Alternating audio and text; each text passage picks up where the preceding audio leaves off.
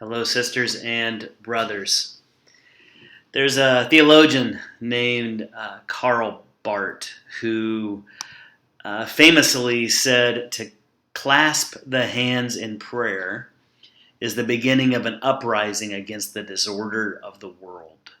I love that. And certainly I think it's true against the disorder of the world around us, but it's also true of the world within. As much as there is a theme in Scripture of God's grace and love, there is also a theme from uh, as early as Genesis 3 of judgment, that He judges sin, evil, and death. He is not a fan. and that's true within us. And I think of Jesus whom we want to learn all we can. We want to learn Him. Brought to mind the woe statements that we find in Matthew 23 for Him as He's talking to very religious people, maybe like many of us, where He says, "Woe to you." This is to religious leaders, "You hypocrites, you shut the door of the kingdom of heaven in people's faces. You yourselves do not enter, nor do you let those enter who are trying to." He goes on to say, "Woe to you, again, you hypocrites.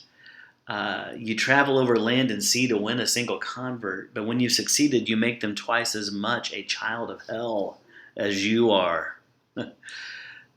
He goes on and on with these woes. He says, "Woe to you, you hypocrites! You give a tenth of your spices, your mint, your dill, your cumin, but you've neglected the more important matters of the law: justice, mercy, and faithfulness.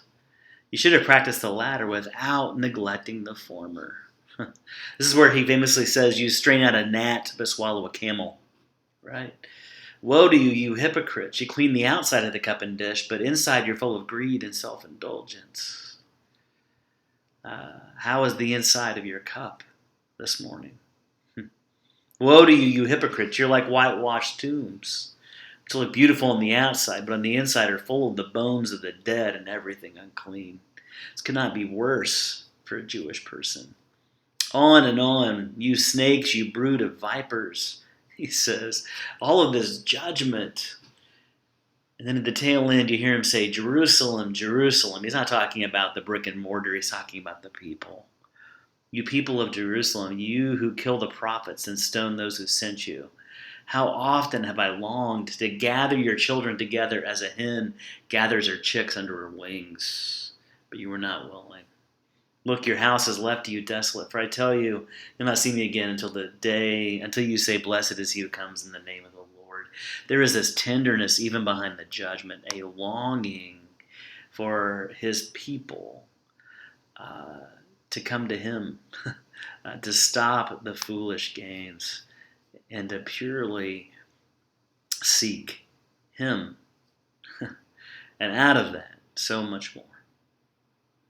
So I wonder today if there's some disorder in your life, and maybe a prayer can help us, a prayer of confession. Here's one written by another theologian, Bible scholar back in the early part of the last century. His name is Dietrich Bonhoeffer.